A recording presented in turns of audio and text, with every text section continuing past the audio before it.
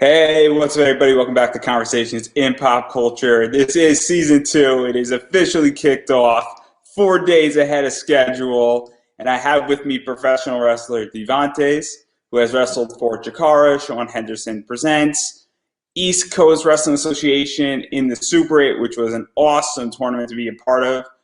And what I think has been one of the greatest things in wrestling this year, which was Camp Leapfrog. So, welcome to the show. Hey man, thank you for having me, man. Happy New Year. You too. Happy New Year as well. And I think, and I've been saying it for a while since I've seen you in Chikara and some other promotions, because you are still new, that you have been killing it in the last 2 years. And one of the things I kind of want to talk about since you are new is that how did you get involved in indie wrestling and coming into the business and really starting out? So I started out, typical fan, just like everybody else, man. I grew up watching the Attitude Era, and I had no intentions of I never thought I would actually jump into this. My brother lived around the corner from the Wrestle Factory, and he was like, they got this free tryout workshop at Chikara. You want to try it? I was like, all right, cool, no problem. So we went down there, and Solo and a couple other people there tired me out, but I felt like I was, I liked the experience of being in the ring. So I signed up for the 7-week trial, and I enjoyed it. So I just wound up keep doing it. I wound up signing up for the full course, and it's been fun ever since, man. And so let's talk about that entire outing that you tried out. And obviously, I'm assuming you're referring to Solo Darling, and she is like she's like a Lamborghini in the ring, where because Lamborghini's emblem is a bull, and that's what she is in many ways. So what was that like? Because she doesn't look tough, but she's like one of the toughest people in wrestling ever to be out there. So what was that entire experience like for your first outing out there? Tough, strong. She tough, strong as hell. She mad cool too. I thought I was in shape, and the first workout that I did with her, I thought I was going to throw up. She put us to work, man. But I walked out of there. Once I got out of it, I felt like I accomplished something. So I was like, all right, cool. Let me try this again. But Solo was great, man, and there were a couple other people there too. They were absolutely great. Yeah, I love Solo Darling. Ivor Tail. It's a whole different discussion. But even to talk about that 7 week class and then the full class, what was that training like for you? Because obviously it's the Wrestling Factory, it's Chikara, and I know that Mike Quackenbush and Ophidian were very crucial in your training. And both of them are great trainers, and I think we're all adults that we can separate certain things that happen in Chikara away from what they taught you. So, what was that entire training like for you? Uh, Ophidian, they both were great. I spent more time with Ophidian, obviously with the Crucible thing. Ophidian was somebody that clearly he always believed in me. He would tell me all the time, man, and um. I honestly I learned a lot from him. I'll be honest, I stole a lot from him. but they were great. Mike was great too, man. Mike understood, he understood. He kind of took some of my personality and my look, and made the Devantes character. People think that I'm just so mean. I'm this mean, angry person, but when you meet, I'm probably one of the nicest, softest guys out there. Wouldn't hurt a fly. So to even go off of that, because you obviously were training and then you came into the Crucible. And Mhm, so I think we have to talk about the Crucible because it's an interesting concept. I think mhm. in many ways, what I compare it to is Raw Underground is my initial reaction, is how it is. And so what is the Crucible for starters? Because you were sort of coming out of training and then you came into that role and you're really were their enforcer Mhm. and that character. So what is it and how did you get into that role? So the Crucible thing is funny. Ophidian had came to us about it, And I was just supposed to be like, I don't know if you've seen like the earlier, I was supposed to be one of the guys with the mask on that just got beat up and things like that. And I think it was more so Quackenbush seen me like, with with the Under Armour on, covered up, and he was like, I look noticeable, maybe because wide shoulders and big arms or whatever. And I You're a went big from guy. Let's be realistic. right, You're a big guy. right. So I went from like just being an extra to, oh yeah, you're gonna be the harbinger of this thing. You're gonna be the enforcer of this thing. I mean, and I was like, all right, cool. I mean, we can do this. But I didn't know that that's where we were going, literally until I got the script of the last episode on what was going to happen. I was like, oh wow, I didn't know I was one taking this whole thing, but I appreciate it, man. I appreciated that they believed in me. Yeah, and let's talk a little bit more about that because there is the Crucible operates very publicly and Mm-hmm. very privately, and Mm-hmm. it's like Fight Club, and there's no ring, and it's almost like 3 minute bout matches, and that it's quick ending, and you're sort of the tester, the gatekeeper, the enforcer, the punisher type of character, and all those sort of Fight Club positions, and everything that was going on. I loved it. I thought it was brilliant. I thought it was great. So what was it like to really get to do that? Because it is sort of the start of cinematic wrestling to some degree.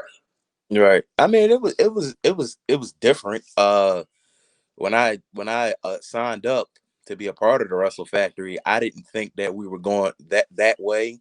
I mean, like away from the traditional wrestling style, but it was fun, man. I mean, especially when you're doing it with your friends, like me, Matt Mikowski, Matt Demorris, you know, those are some of my best friends in this business, man. So it was fun doing that. And the fans definitely liked it, man. I kind of love being a heel, man. I love that. I love the fact that we were like the top heels in Chikara. We kind of do what we wanted to do, man. We didn't really have any rules. It was different at first, but I adapted well to that, man, because I like talking trash. I like being a jerk in the ring. So And I also think like this underground stuff and this, vignette stuff and kind of the no ring stuff also really helped you because it really helped to build the Devantes character. It helped to build this mean mhm. character. And so what was that like for you getting to really build that out and getting to step into a role where you really do get to build that heel persona? Because Chikara is one of those companies where characters do matter a lot and they Mm, carry over. And it's not like, and I don't mean to put down WWE, but WWE doesn't have the same character development. And so okay. what was that entire thing like, really getting to build that character and build it upwards? Well, I was told that they wanted, like when we first started, if you see, there was a couple episodes where I had the boxing gloves. They kind of wanted me to be like a Balrog from Street Fighter type of guy, like, and Balrog was clearly a bad guy in Street Fighter, so I took from that, and um, it was really like Balrog and Mr. T. I kind of stole from, which is where the mohawk hair, but yeah, I mean, it was that was I don't know. I kind of, like I said, I took from Mr. T, I took from Balrog, and I kind of added a little bit to myself to it. Like I knew I just wanted to be one of the most scary heels there, man, and I think I accomplished that. Yeah, I think in many ways, especially in those vignettes, that really was sellable. And then when you came out into your first public match, and the reason why I say it this way, and I think we're slightly out of order on how all this came together, but you were your first public match on Chikara and on like the mainstream was in a four-way where you were teaming up with Lance Steele, Ophidian, The Mhm. Whisperer, who are all veterans to face, Mike Quackenbush, Razorhawk, Solo Darling, and Thief Ant who are also all sort of veterans, and you were, I believe, the newbie. So, The what new, was that experience like, given that you're in the ring with arguably some of the best that wrestling has to offer, and that you're new, but obviously you're going to be taken care of, and to even gain that experience, knowing you're in the ring with 7 other people who can take care of you. God forbid something goes wrong, and also help you put you over and all that stuff that comes with wrestling. yeah, I was extremely nervous. first match being a 4-way, like you said, of course they're going to take care of you. Being in there with those veterans, everybody was great, man. I mean, Solo was so patient with me because obviously in a 4-way match, a lot of things going on, a lot of spots that you got to remember. And Mike, it was me and Lance where this was our first match. And the thing that helped us the best was Mike had us call him. Like we would go over it, and then Mike would make us call the match from start to finish. So that's definitely what helped us. But I was so nervous, so nervous going into there, man, in front of that crowd. But they definitely took care of me, man. They talked to us in the ring, and I think it turned out pretty well. And so, what is that like? Because obviously, I speak to a lot of wrestlers. Last season, because this is season two, I think I spoke to 40 wrestlers, and Mhm. a lot of people's first experiences are not like that at all. And so, what was that like for you, knowing that you were going to be taken care of and that you had such a good experience? Because it does change the trajectory on how you view things in wrestling and where you're working and how it's gonna building up your confidence in many ways as well. So what was that entire thing like that? Somebody was making you call matches and making you do stuff and actually training you on the spot is a really good way to put it because Mhm. that is a form of training. Mhm. Yeah. Well, they definitely took care of me. But I was, like I said, I was so nervous going into there, man. But You that's don't kind seem of like the type. You don't seem like the type to be nervous. I was so nervous, man. I mean, I was fine until we start calling the match, and then Mike's a part of the match. So, but Mike also has so much stuff going on. Like this is his promotion, so you know we kind of called it maybe 45 minutes before we went out there. So I was like kind of, losing it a little bit, like I don't, kind of stressed out because there was so many people there. But that's kind of like their protocol. Like if you're a new wrestler, they're going to pair you with the Ophidian. They're going to pair you with the Mike Quackenbush, the Hollow Wicked. They're not going to put you out there with somebody that's just as green as you are. So that definitely eased my mind. And like I said, me and Solo we were like paired together in it, and she was so patient with me, and I appreciated it, man, because I've went against people that I'm like, hey, let's call a match one more time, and they like, I think we got it, kid, and I'm like, ah. But so I appreciate Solo for what she did. I appreciate Mike for what he did too. Yeah, Oh, I think. sorry, Oh, last what were thing, you and saying? and like Mike, they put a lot on your plate your first match. Like me and Lance, like when we first called the match, Mike goes, "Yeah, we're basing this match off of Devantes' strength."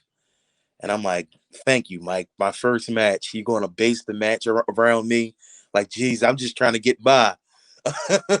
But that definitely helped us, man, because you know, he wants to see he wanted to see what you can do in the ring, man. He wanted to see how much you can handle. He likes to test you, and I appreciated that.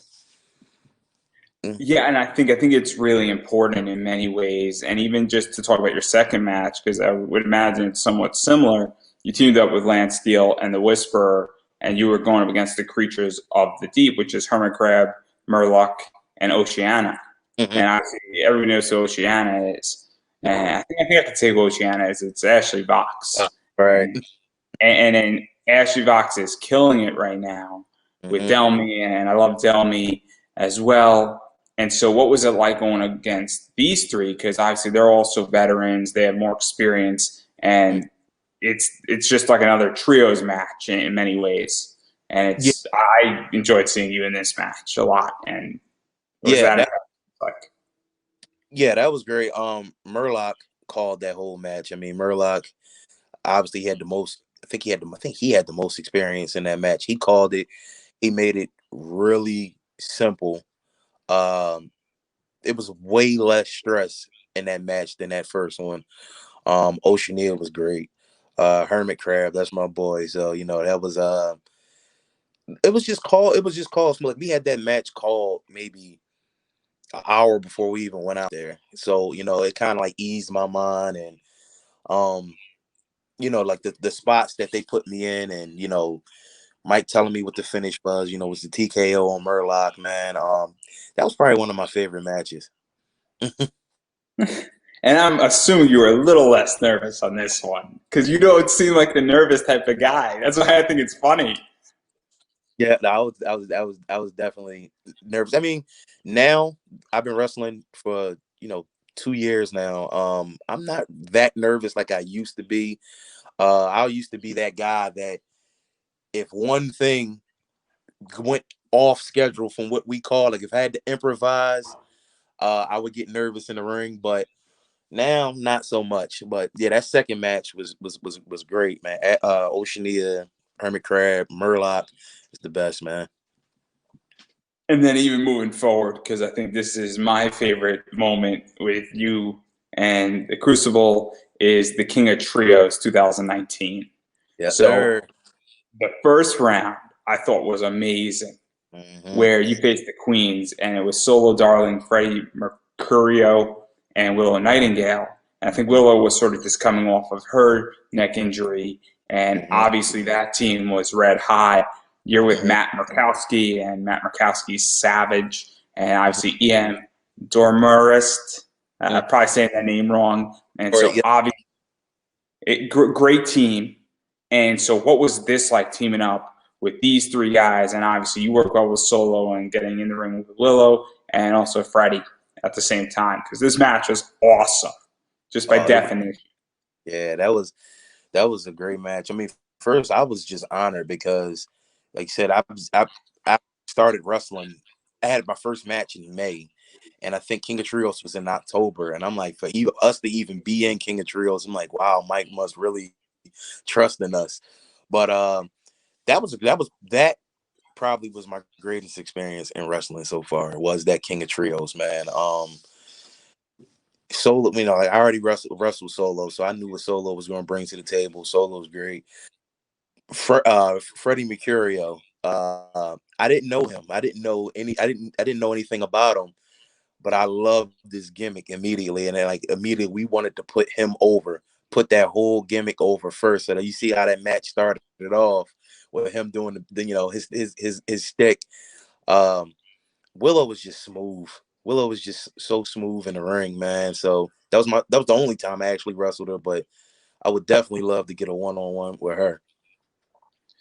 Yeah, I loved the match. I thought the match was funny. I thought the match was clever. I thought the match had a really good story.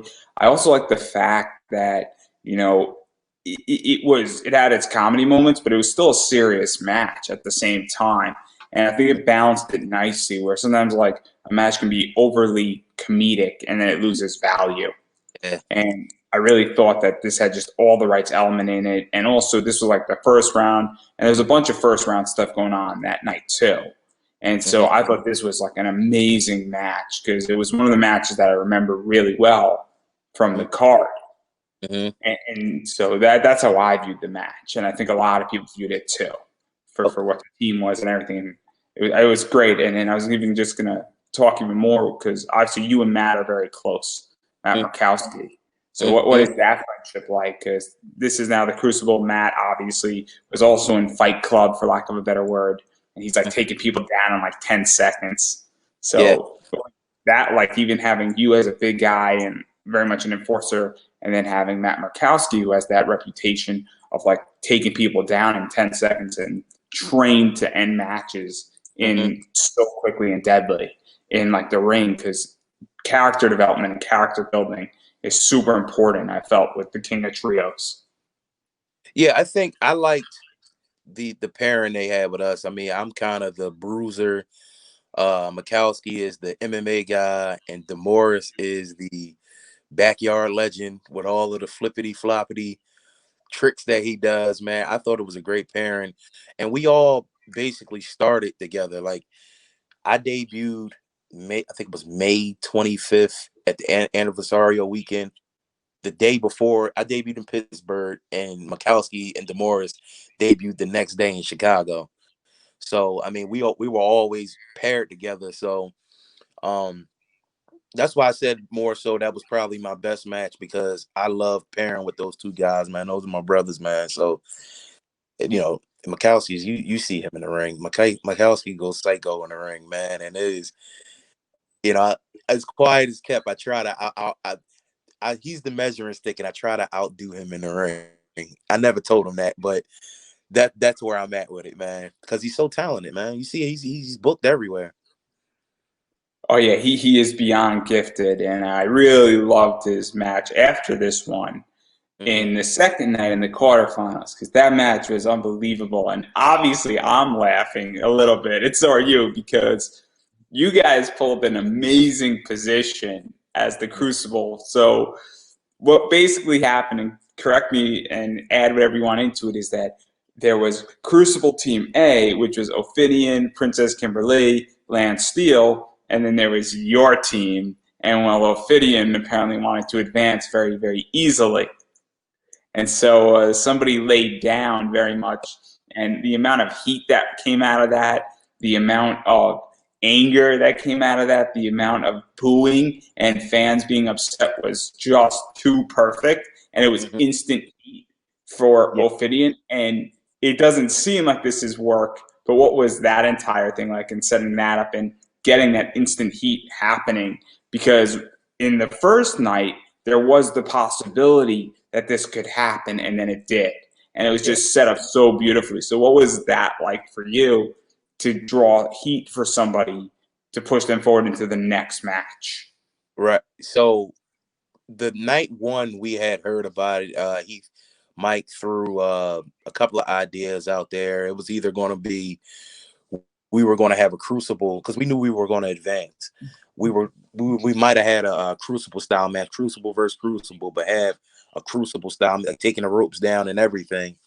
And we came in, he was like, Devantes, you're like second in command, so you're just gonna lay down for Ophidian. And at first, I didn't really care for it too much, because I'm like, I don't know, this is the King of Trios. I'd rather wrestle. But I understood the storyline. I understood what they were trying to do. So, you go out there and just do what you got to do. And it was fun, man, because that pop that we got when their music hit, the same music hit right after we came out. I mean, that was definitely a great moment, man. I caught it on Twitter, man. People went off on me on Twitter about laying down for Ophidian. So, to even talk about that, because I think this is something that people don't understand, is that sometimes in wrestling you have to do things, and you just sort of said, and correct me if I'm wrong on this, but that you weren't exactly totally over. But I'm assuming when you caught that pop, then on Twitter you're like, oh, I realized that this was the right call, and that I think that even if other wrestlers are listening or other people, sometimes in the business you have to do things that somebody else sees and they might know better. And there's a theory where sometimes you have to shut up and do something because somebody knows better than you. And obviously, in this case, I think Mike was right. I think Ophidian obviously probably had some input, and that you probably realized after. So, what was that like, even just having that experience of shutting up and listening and doing something that probably helped your career, put Ophidian Yeah. over, and did a lot of good for everybody around you in many ways? Mhm. Yeah, I mean, you often hear about people talk about it's a give and take business. I had to give there, and it made it, like, talking to Mikowski, talking to EM Demores about it. I mean, we knew it made sense. The storyline made sense. Especially like you said, with the reaction we got after it. I was like, oh, I get it now. I get it. This makes perfect sense. So it was cool, man. But like I said, it's a give and take. And I don't mind. I mean, Ophidian had so much confidence in me. Mike had so much confidence in me. You know, didn't really bother me too much. And then there's one more match I want to talk about from Chikara, and I really like this match. And I don't think it's your only match you had with Kimberly. And that was a 12-man elimination match. It was Crucible versus pretty much Team Wrestling Factory. And it was Uh, Josh Wells, Joey Ibanez, Quackenbush, Morbius, Xavier Farday, and Zero. along with pretty much the entire Crucible team. So what was that like, having a 12-man tag team match and working with some of the best? Because I think it's your only match, as I stated, with Kimberly of all people before she wound up going to Impact. Yeah, you talking about you're referring to the Cybernetico. It was hot as hell in there. I never been so blown up after that match, but it turned out absolutely great, man. Uh, the storyline behind it, I thought was amazing. Me being paired up with Quack, because I always wanted to do like a one-on-one with Quack. But the way he called it, the storyline behind it, I thought was great, but it was exhausting doing that, man. I mean, I think that match was like 40 minutes or something like that. It was a Maybe. long one. It was a long match. Yeah, it was. And then he turned the air off in there. Mind you, we did this match in like June, and he turned the air off, so it was like hot as you know what in there. But he wanted that element, like if you seen, I looked like I just jumped out the pool in that in that ring. It was great though, man. That was one of my favorite too. It was a good one. I think it was one of your last matches in Chikara before you wound up going the singles route. And we don't need to go through everything that happened because obviously COVID and a variety of other things led to Chikara not being a viable option for a lot of people at that moment, to put it nicely. But as all this was going on, and you were obviously part of this team, you started really breaking out as a singles wrestler. Yeah. And one of the first people that you wrestled was Joshua Wells at Truly Independent Wrestling. And so what was this like? Because I think this was your first true singles match versus a Crucible match or anything that was meant to be more of a promo. This was like an actual one-on-one match. So what was the story behind how this all came about, and what were you even feeling going into it? Because obviously singles wrestling is different than tag team wrestling. Yeah. It was I got a call from the promoters there, and they were just looking for, we were on the pre-show of that match, and I forgot who got it set up for us, but Josh is another one that we started together. Well, he started before me, but we trained a lot together, and so I knew his style, he knew my style in the ring. If you pay attention closely to that match, Josh dislocated his shoulder in that match. He was supposed to win. He got hurt. He gave me a clothesline. When he went down, his shoulder popped out, and he's screaming to me, TKO me and pin me. So that's how that went. But I've wrestled Josh so many times, man. I mean, I love Josh, and I love everything. I love his ideas. That's my boy, man. So to even talk about that, because that is super interesting. That's another thing. I was at a seminar with Bryce Remsburg at Flying V, and he wasn't CPR certified for almost 18 years as a wrestler, as a referee, and then he just recently got certified. And obviously, wrestling is very physical. And so, what was that entire thing like? 'Cause that's a unique experience that a lot of people don't have, or they don't have it so early on, where somebody's hurt and you have to end it really quickly, and you have to also end it in a way that doesn't hurt them. In which Right. your finisher wouldn't have hurt him, but some people have a finisher that would have, and obviously that's a unique experience given that you're only 2.5 years in at this point to have. And I'm assuming that hasn't happened again, but in the ring. But when it does, you're probably going to know what to do in that circumstance. So what was that entire learning experience like? 'Cause that's a whole level of education that I think people don't even think about who are not wrestlers. And I'm not a wrestler either. Well, they tell you once somebody's hurt in the match right there, don't try to be selfish, and you want to get your stuff in. Once the person's hurt, you end it right there. You try. So once again, what he gave me, it was like a hope spot I think he had, and he came back with a clothesline, a lariat. And like I said, when he planted his hand down, his shoulder popped out. And I'm down there selling, and as I'm getting up, he's going, I'm hurt, TKO me, pin me. Oh, he gave you the signal. He gave you the Yeah, signal. yeah. So, so I'm talking to the ref the whole time. And as I'm like going to cover him, I'm going, finish it, finish it, finish it. He's hurt. And, just communication in the ring, man. But there was actually one of the wrestlers on that card was a EMT, or I think he EMT or worked at a hospital. He popped Josh's shoulder back into place for him after the match. That's crazy. It's Yeah. insane.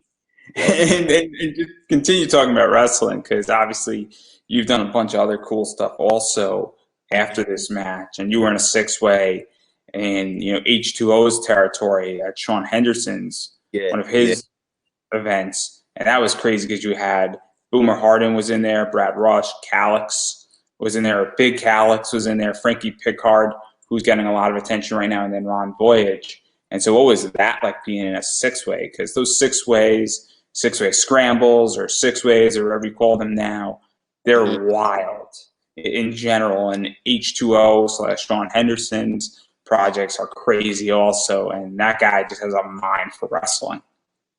Yeah, me and Sean, we had a crucible match together in the car.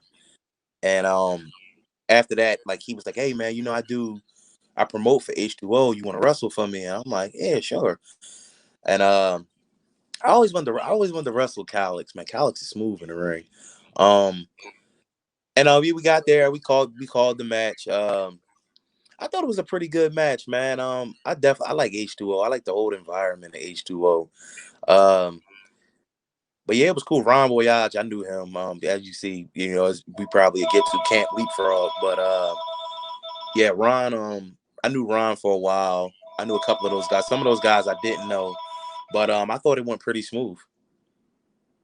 Yeah, I thought it was a smooth match too, and I also like the fact that Calix was in there, and obviously Calix is a big guy. You're a big guy, and I also like the fact though that we had Frankie Pickard is sort of somewhat in the middle, and we had like a nice mixture in that match, which I thought added a lot of flavor to it in that way, and that it had like a little bit of everything, if that makes any sense to anybody.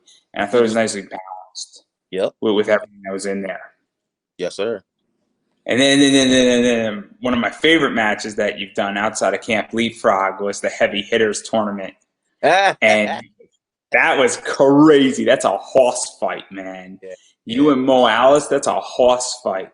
Uh-huh. Like holy shit! Like just the two of you going at it, and it Mm-hmm. was UWFI rules, and just that thing was monstrous. Is a good word. So, what Mm-hmm. was your idea going into that match? Because that's a very different match than everything else that you've done. Okay, so the promoter messaged me and he asked me, he told me, he wanted me to come down there. Obviously they had seen some of the Chikara work. I didn't know anything about UWFI. Once he said it to me, I had to literally go on YouTube and look up what UWFI was. And I seen like Vader had a couple of those matches or whatever, and I started to understand it more. Um, and I didn't know who Mo Atlas was. So when I got there and I seen him, I'm like, oh, that's a big boy or whatever. So, we tried to make it as realistic as possible.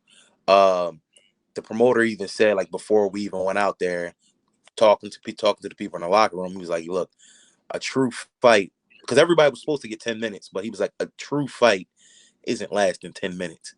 So me and Mo called the match or whatever, and I'm like, a real street fight, a knockout comes out of nowhere. So he called it. Um, I got my stuff in. He got his stuff in. Of course, got him over. Wanted to make him look like gold. I thought that was definitely a great match. I got a lot of bookings after that match, so I appreciated it. And I think one of the bookings, and I'm going to take a jump here and a leap of faith, was getting called into the Super 8 tournament, where that. So, and the Super 8's a little bit complicated because it was supposed to technically happen in March or April, and then it Mm-hmm. got pushed back, and then it got pushed back again. And Mm-hmm. I'm under the assumption, and I could be completely wrong, that a bunch of people probably had to cancel who were originally supposed to be in it, and things had to get moved around. So I don't know when you got your invitation into it, but obviously the Super 8 happened somewhat after. And for those who don't know, the Super 8 is sort of a big deal East Coast tournament to be a part of. And people like Adam Cole have been involved in it. Tommaso Ciampa's been involved in it. I think Matt Riddle's been involved in it. I think a bunch of other people have been obviously involved in it. So how did you get into it, and what was your invitation like? Because it's a big deal just to be invited into it. I believe the guy name is Ricky Reyes. He had backed out.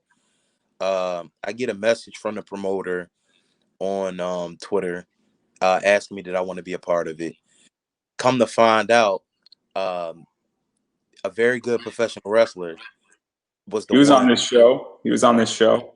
He was the one that you know gave me the lookout and to get me on it. That's like that's I've wrestled, been on cards with a very good professional wrestler, man. He's one of my closest friends in the business as well. Yeah, he was the one that kind of gave them the nod, like, hey, you need to get this guy on here. So that's how I wound up getting on it. And they told me that, yeah, we seen, your UWFI match on Paradigm. So, I think that kind of got me in the door as well. Yeah, and to even talk about that, like, because obviously once you're included in the Super 8, it's sort of a verifier to a lot of other companies. And so obviously 2020 is an anomaly, meaning Mm-hmm. that wrestling is complicated all throughout 2020 because of COVID. And even probably for the next 6 months, it's going to be a bit complicated too. But it's sort of a verifier saying that this guy is good. Mm-hmm. So, what was going through your head, even just to be invited? Obviously, a very good professional wrestler was looking out for you in that, and they attract people from all over, Yeah. and including the Midwest as well. So, what was going in through your head even before you know who you were going to wrestle? Well, like you said, ECWA, the Super 8 tournament has been going on for years. Like I've heard of it. Like you talked about the Tommaso Ciampa, and I actually seen his match on Super. I seen him on Super 8, so I knew how much of a big deal it was. I was talking to my brother, and I'm like, "Hey, I just got a call to be on the Super 8," and he was really excited for me because he's seen a lot of those tournaments. And going into it, man, I knew I'm not gonna lie, the nerves came back a little bit because I didn't know who I was going to wrestle. Um, but once I got there, man, they were great, man. The promoters were great, man. The fans were great. It was a smooth night. I'm sure we're gonna get into.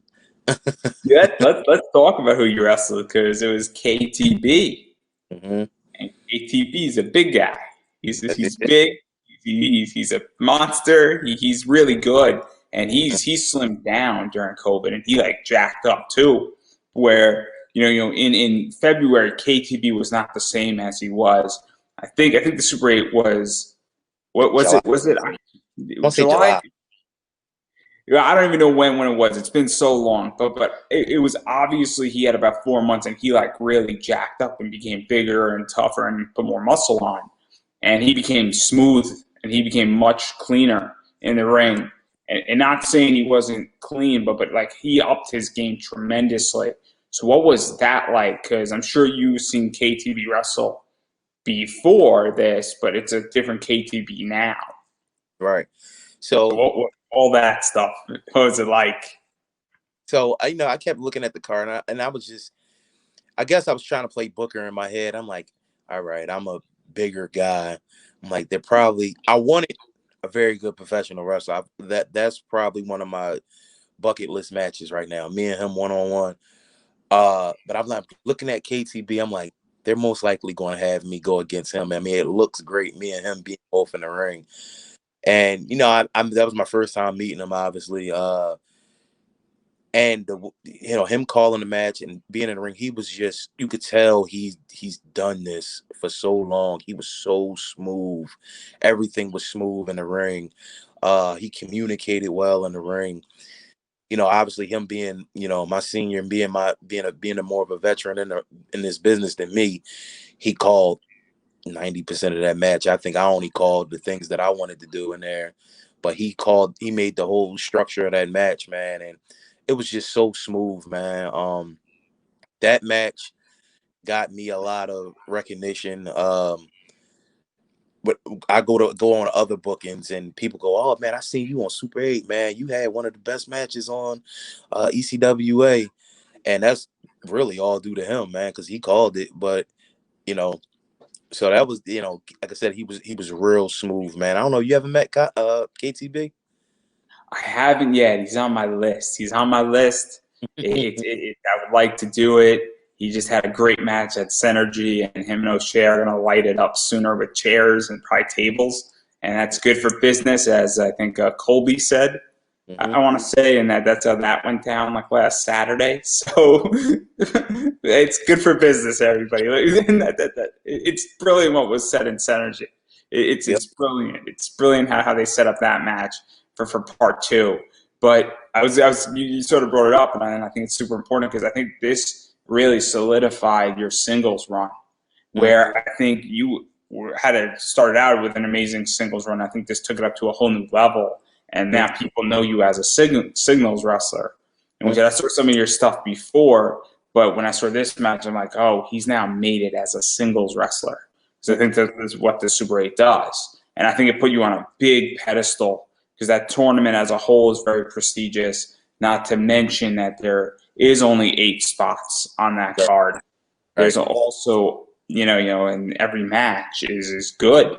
And so what was that like knowing that? And I don't know if it even commuted in your head, but like you're now getting a big opportunity to be seen by a lot of people, especially because it was on IWTV, I think, for one of the first times Mhm. ever, which also helped tremendously in a lot of ways because it brings it to a whole bigger audience.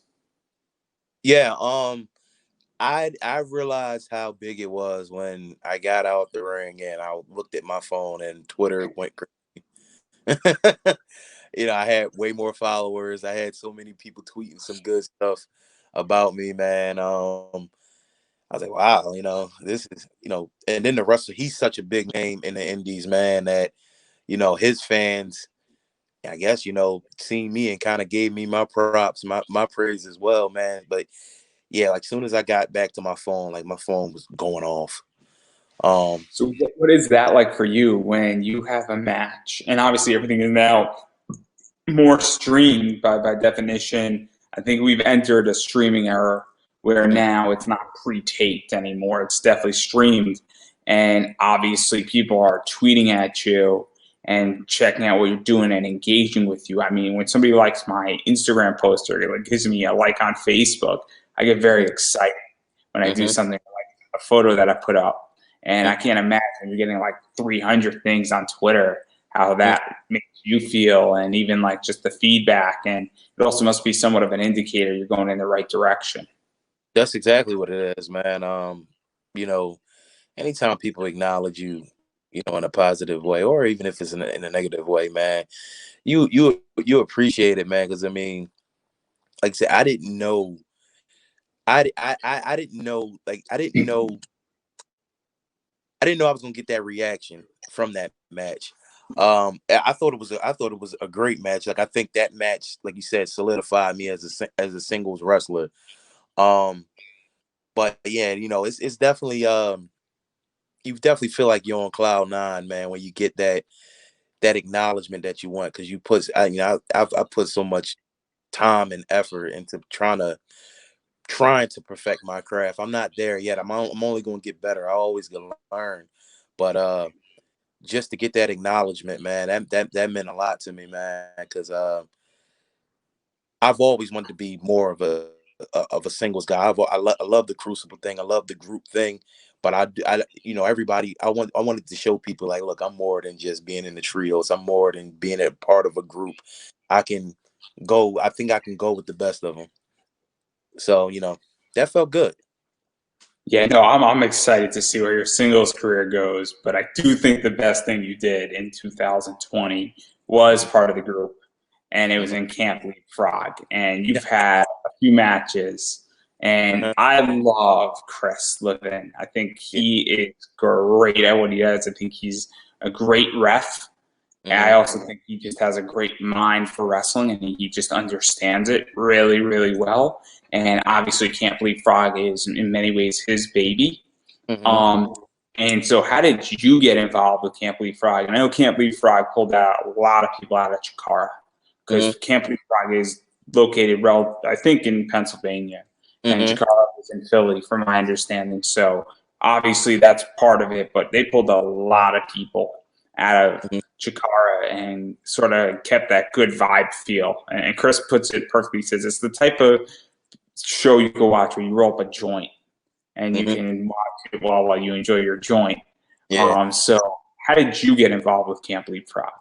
Well, like you said, obviously the relationship with Chris came from Chikara, but Deshaun Pratt originally wanted to go one-on-one with E.M. DeMorris. E.M. DeMorris couldn't do it. And so Chris asked him, like, well, who's the second person? Who else would you want to wrestle? And he's like, well, I want to wrestle Devantes.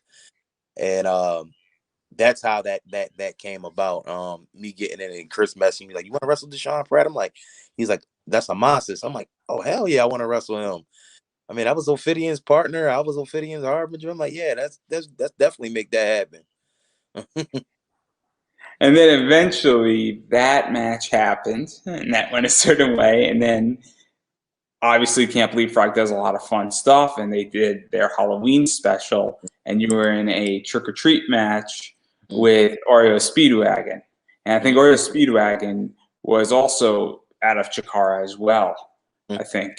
And Yeah. obviously they're fun. They're fun. They're fun. They really had a good time. Obviously there was some candy involved and that entire thing. And there was something before the match, then there was the actual match, and then there was what took place after the match. And I thought it was just a great match collectively. So what was that like? Because it was just fun. I think it is the way I describe that match. Fun is the perfect way to describe it. Like you said, everything that took place before the match, what first of all, their costumes, the Sailor Moon costumes were Oh, it great. was great. It was so good. It was so good. Yeah. The vignette, the promos we did before, the segments we did before the match, that was Chris Levin wrote that up. But that was great, man. I love wrestling. Like I said, I love wrestling Josh, and Xavier too. Two good friends of mine. I thought that match was great, man. And then after the match, obviously, I mean, spoiler alert, me and Jet had to kiss some feet. It was a trick or treat, smell my feet match, and we wound up losing that one. So we had to smell Kilowatt's feet. And one of the things that I loved about Camp Leapfrog, I think this was the second one that Mm-hmm. they did, or it might have been the third. I'm not That was exactly the sure what Halloween. number it was, but it was still very much experimental. Like we're going to talk about Christmas trios, which I think really they nailed it on. I think they now have figured out how to do it really well. But I feel like the first two or three of them were very much experimental, and it was sort of a gamble: is this going to work? And what was that like for you? Because I still think they were working on some cool stuff with it and setting it all up. And I don't know how Chris knew how it was going to be and how people were going to react to it. And so it was cool. And I think that was something. But did you get that vibe, or did you just know instantly that it was going to be gold when you were doing it and putting it all together? I thought it was going to be gold because you have people that, like, we took a lot of Chikara's fans came to Camp Leapfrog. A lot of us, I mean, like Chikara, they're not just the wrestlers, but the fans. We were like all a family. So we took a lot of those fans came over to Camp Leapfrog who wanted to see us, continue our wrestling careers, man. So I knew it was going to be a hit from Jump Street. It was definitely experimental. And I'm sure we're gonna get the Christmas trios because I do agree with what you said. I think Christmas trios was the best one out of So all of all three of them, but Christmas trios to me was my favorite one. Um, but Chris, I mean, Chris got a mind for this, man. He definitely has him. You could him, Sam. They definitely have a great mind for this, man. The way they write these things out was perfect. Oh, it's so good. And Anthony Green is also responsible because he came up with the name Yeah, twice. I interviewed him twice, and I was so yeah, smart to do it yeah, twice. I know talent. What can I yeah. say? But now let's talk about Christmas trios. So there's a bunch of stuff with Christmas trios. obviously Chikara is known for really inventing the trios concept. And so that came out of this, and a bunch of these people are from Chikara. I think almost all of the people in Camp Leapfrog are from Chikara, minus one or two. I don't think Killian McMurphy is from Chikara, from my understanding. Uh-uh. But he might be the exception, and Eel O'Neill might also be the exception. Yeah. But beyond those two, I don't think. I think everybody else is from Chikara. So, but my favorite thing is that the opening was the singing. That was brilliant. It was like a Christmas carol of the opening the night before Christmas. So what was that like? Because that was great how they modified it and how it was put together and the vignette. And at first I was like, what is this little thing? And then after like the second team, everybody got it. So that was great in my opinion. Yeah. Yeah. We were calling our match in the back, and all I heard was like this singing going on. I'm like, what is going on out there? And I didn't really fully understand it until it premiered. I was like, wow, this is genius right here. I thought that was probably that was well, from the reaction on Twitter, that was like a lot of people's favorite part was the singing in the beginning, man. It was funny, man. It was funny. It was entertaining. It got you in the Christmas spirit, man. Oh, it Um, was so clever. It was so clever. It was brilliant. And I also thought it was a nice way how to highlight every single team. mm-hmm. Because Who wrote? we had a bunch of matches, and I think we had either 12 or do we have like more. I think we had 12. We had four teams. No. We had wow. I can't even do this. I think we had 24 wrestlers, right, and 8 teams. Yep. Clearly, math is not my skill. We've now Right. determined that math is not my skill here. So we had essentially 8 teams, and it was nice to highlight every single one of those teams for like a good 40 seconds apiece.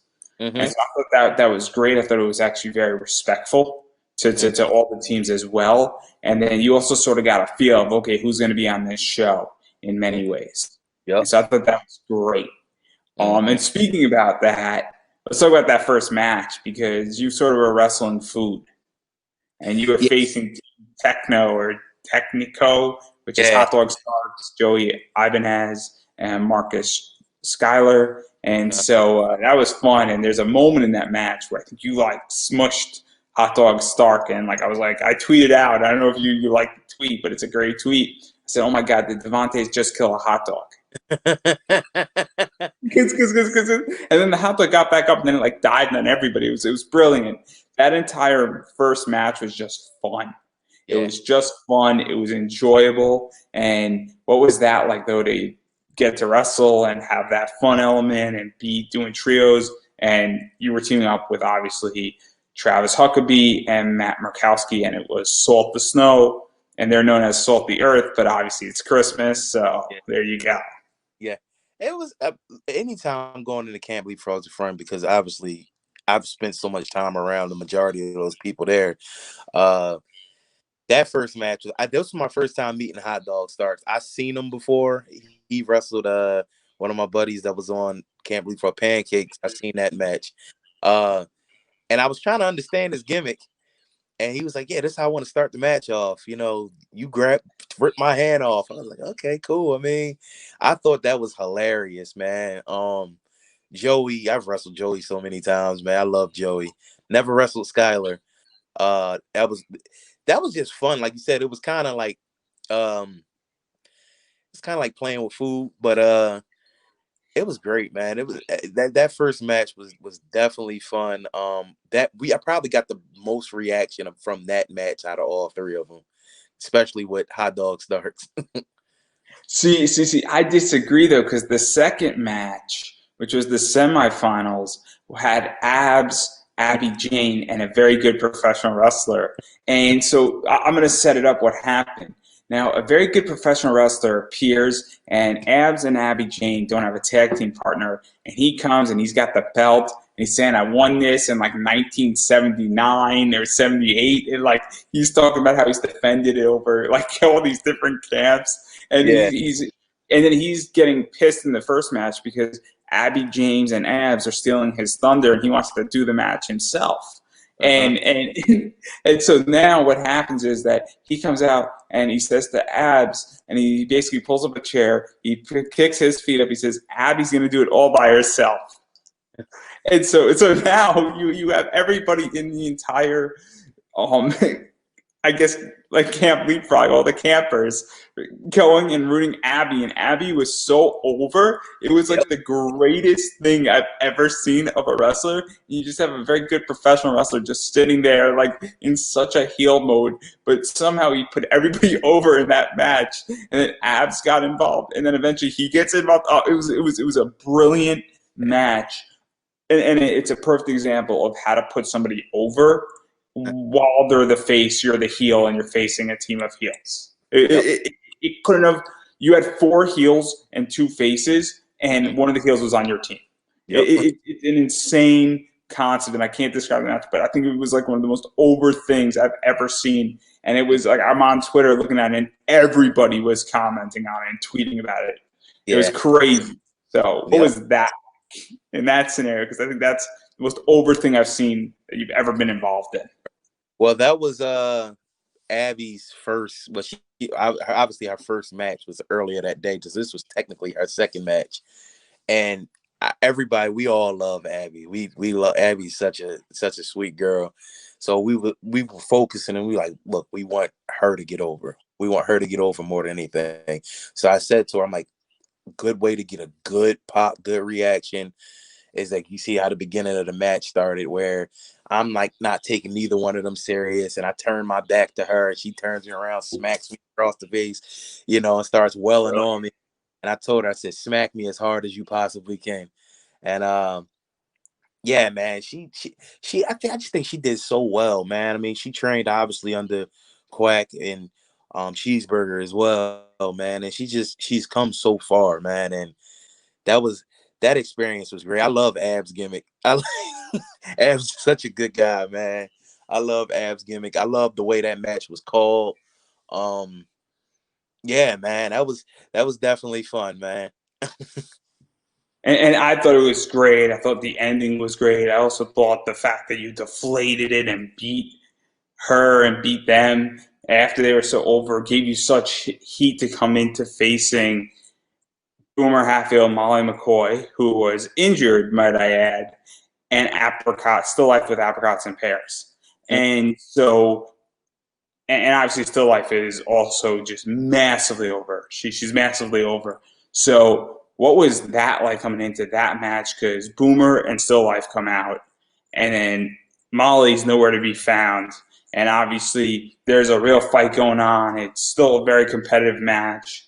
And then eventually Molly comes out injured, and then does some crazy stuff that's going on. And it was just like such an over the top moment in Mhm. that scenario and everything that was going on in the finals. Yeah, it was. Yeah, that was. Uh, Sidebar. I want to go 1-on-1 with her. I want to go 1-on-1 with Still Life. I've in Chikara, Still Life. Quiet as Kept was my favorite. Quiet was my favorite. She's so talented. But yeah, that match was great. The way it was just called. I mean, we called that match in like 20 minutes, and the way obviously Boomer and Still Life and Travis being wrestling longer, that they called the majority of that match, but it was just great. I thought it just started off hot. I mean, them being the underdogs, but them taking it straight to us, from the bell, man. I thought that was great. Still Life taking the heat. I mean, we put we put a hurting on her. Uh, and Molly, man. I mean, what can you say? Everybody loves Molly, man. Molly sold that well, man, and just she clearly, I caught a lot of heat from taking that fall from her, but on Twitter, but it was fun, man. I mean, like I said, it's family, wrestling family is great. Yeah, and to even talk about that even more, because I think also the heat of the Abby James thing also made you the super bad guys, which also elevated it. Obviously, people know Travis Huckabee, Matt Markowski, who you are at this point from Chikara, because I do think a lot of people who watch Camp Leapfrog definitely remember Chikara and remember these people from Chikara. I think that's one of the appeals of all of this. And so obviously you have that coming into it, and then on top of that, you just took like the ultimate underdog that you guys sort of put over in a many way and deflated that coming out, and now you're even further separating where, and then I just loved the way it ended, and it felt so real. It felt so like this is what, like, it's like, it's gonna sound corny the way I'm saying it. I'm gonna get heat for it, but it's almost like a Christmas story underdog type thing, especially with it fitting into the time, and it was on the 24th of December, and it's almost like a Christmas miracle type wrestling match. Mm-hmm. So I really thought that this thing on a psychological level was way better than on the physical level, because the psychological element and the story side of it, because you felt like it was a story Yeah. more than just a wrestling match, if that makes any sense. I don't know if I'm losing anybody here, but that's how I viewed it. Yeah. I mean, once again, it goes back to Chris's writing. I mean, Chris, you could tell he's been in this business for a while. I mean, he knows what he's doing, man. And, when I got basically the script on what was going to happen and how it was going to happen, I thought, man, this is great, man. We, like you said, we're the super big bad heels, and, taking Abby out and the Abs out in the second round, after they got all the, everybody is loving them, and the way we lost,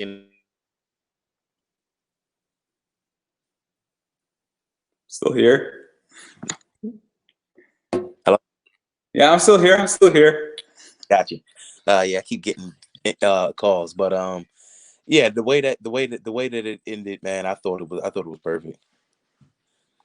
I couldn't agree more, and I loved every second of it. And that kind of brings us right to where 2020 ended. And I don't think you've done much more, given that we're only 6 days into the new year Right. at this point. But obviously, I do want to talk a little bit about COVID Mm-hmm. before my next interview tonight, which is in like 20 minutes. So clearly, we have a deadline. Um, Mm-hmm. but Yeah. with COVID, and I think we highlighted elements of this already, that COVID has changed wrestling. I don't think Camp Leapfrog would have existed without COVID happening. And Mm-hmm. I know that sounds a little messed up when I say that. We probably got one of the best things in wrestling because of a virus that has killed 300,000 people. I'm not going to pretend that that's a great thing to say, but I do think COVID has changed wrestling, and I'm just really curious how you feel about it, because it obviously changed the Super 8. It changed the way things are done. It probably impacted Chikara to some degree and everything that happened with them and a variety of other things that have taken place. So how have you been affected by it? And then even going further, where do you think it's going? Because we're now entering the winter, and Mm-hmm. obviously things are going to get more complicated. And then even when we get out of this with the vaccination, and there's going to be an end to COVID at some point, I don't anticipate 500-person shows coming back. I just don't think that that's going to be on the table so quickly, if ever again. I think the main thing is you just want people to be safe, man. Take the proper precautions. I mean, I know, like you said, affecting wrestling. Like any booking I take COVID tests. Um, and Chris is big on that. Like we have to take COVID tests before, the week of. Try to schedule the week of to take a COVID test before any show there. But any show that I'm booked on, period, I take it. Promoters. I love when I see promoters like, hey, checking temperatures of the fans that's coming in, making sure the wrestlers are taking the COVID test, us wearing a mask. Um, it's definitely affected.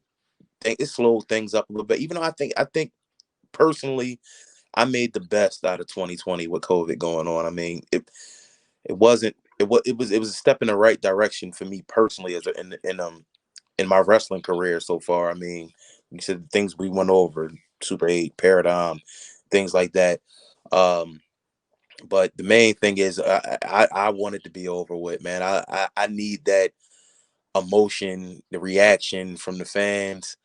Um, that gives me more drive, gives me a second win in the ring.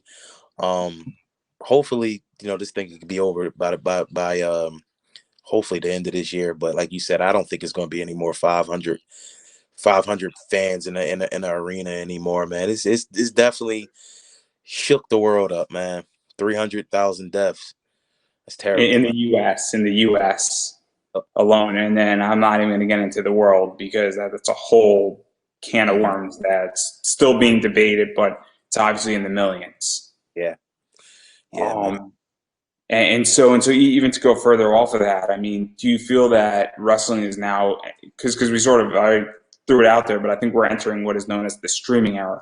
There are Yeah, companies like IWTV or High Spots, or there's a few others, Title Network or Title Match Network that does a lot of stuff at this point. And I feel like we're now in that era where you need, as far as indie goes, you need a subscription at this point if you want to watch a lot of wrestling. And that's not to say that you can't watch WWE, AEW, NXT, and SmackDown and not get, your 10 hours of wrestling.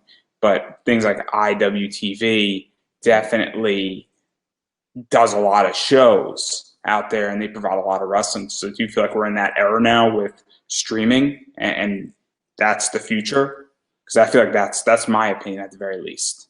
yeah. I mean, I think COVID has make people have to step up their content game.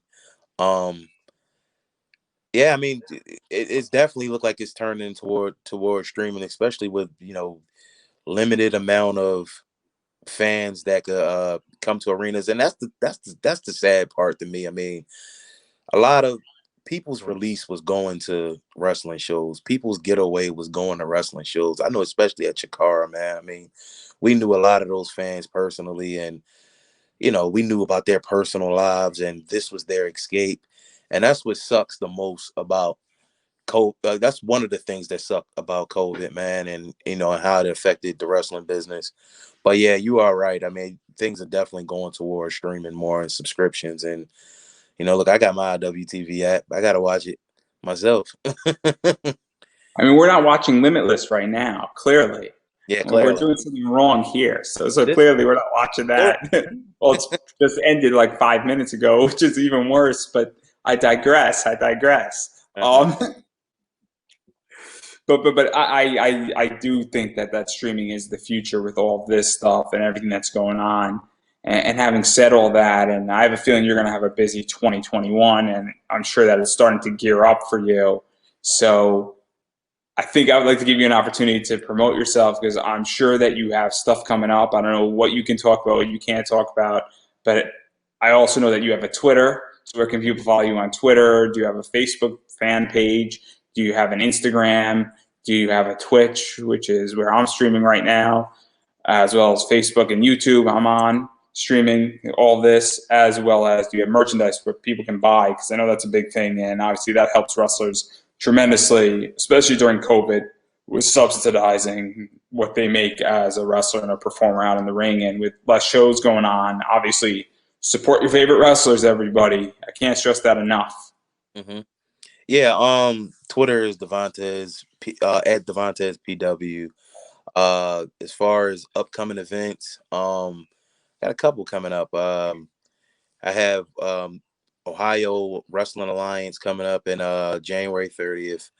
Um, there's more Camp Leapfrogs to come. I'll tell you that. Couple other bookings too. In January and February, I got another booking at Catalyst Wrestling in February, where I go 1-on-1 with Matt Mikowski. So, yeah, I got bookings definitely. I got merch coming soon. I'll drop it on Twitter when it's coming. It's being printed up as we speak. But yeah, I have merch coming soon. But yeah, that's pretty much all that's going on right now. Well, that's a lot of stuff going on. Obviously, more Camp Leapfrog is out there, and Camp Leapfrog is on Facebook, and they're also on IWTV. So if you're looking for Camp Leapfrog stuff, that those two places are the place to go because I know they do a mixture of both. Just throw Camp Leapfrog out there. Also, and I've been saying this with everybody that you have to support wrestlers. So obviously, you have merch coming out, and you're going to drop that link on your Twitter. And so I'd be on the lookout for that. And obviously go follow Devantes on Twitter because it's super important right now, especially with everything that's going on. If you have extra money lying around and you have a shirt or you like other things that wrestlers have, buying their merch is the best way how to support what they do and how they do it, and definitely helps tremendously. And it's just beyond buying a ticket to a show. And with things going the way they are for the next few months, it's super important to do that. And even going beyond that, if you don't have money or you're taking care of your family and you're making sure that you're healthy and that your family's safe and you don't have extra money to buy merch, you need to follow people on social media. At this point, Twitter follow is free. Legitly, it is a click of a button. And then also you should be commenting when you're watching wrestling. Nobody gets angry when you tweet at them commenting about their match. It's super important to do that. And it's super just it's a good thing to do. And it's also really helpful as promoters and even for the wrestlers themselves, because depending on what you tweet and the more interest that exists, it obviously helps them get booked more. Facebook, Twitter algorithms also are affected by that. So please do that. And the only excuse you have for not doing that at this point is if you don't have internet or electricity. Right. And if that's the case, you got a bigger problem, and you should probably go contact me or somebody in your family, because you need to solve that problem like ASAP. And what I mean by ASAP is yesterday. So that's your only excuse for not following anybody on social media in 2021. Yep. And in particular, following a wrestler legitimately with a click of a button, because Twitter is free. So beyond that, there's no excuses anymore for not following people. And so on that note, it's a wrap, but I will give you the final word. Hey, man, like you said, follow me on Twitter at DevantesBW. Follow all of the Camp Leapfrogs, man. I'll be promoting wherever I'm at. Like you said, just follow, show some support, not just to me, but all the indie wrestlers, man. I appreciate you having me, man. This was fun. Oh, thank you for being on, because I absolutely wanted to do you, and I'm super excited, and I figured you're the first person to start this entire season off, so you're the benchmark for the rest of the season, and hopefully we will have you back on, because I got 150 planned this year, so definitely I want to get you back on at some point this year if you got a few more matches done and some more Camp Leapfrog, because there's a bunch of other stuff that we could talk about. And again, thank you for being on, because I absolutely appreciate it. And I'm a big fan of Camp Leapfrog. So everybody, seriously, go buy IWTV and watch Camp Leapfrog and bother Chris. Bother Chris. He really likes to be bothered. Yeah. Thanks, brother.